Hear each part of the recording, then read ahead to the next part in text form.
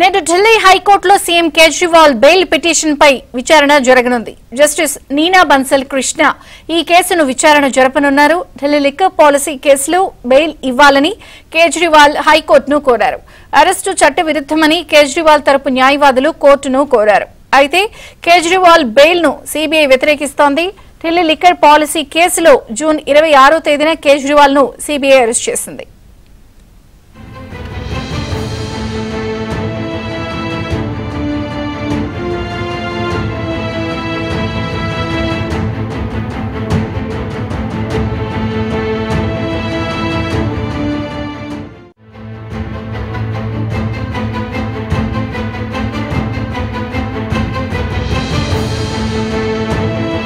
Liquor policy కేసులో bail ఇవ్వాలని కేజ్రీవాల్ హైకోర్టును కోరారు.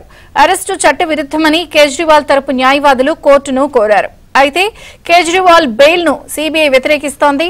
ఢిల్లీ లిక్కర్ పాలసీ కేసులో జూన్ 26వ తేదీన కేజ్రీవాల్ ను సీబీఐ అరెస్ట్ చేసింది.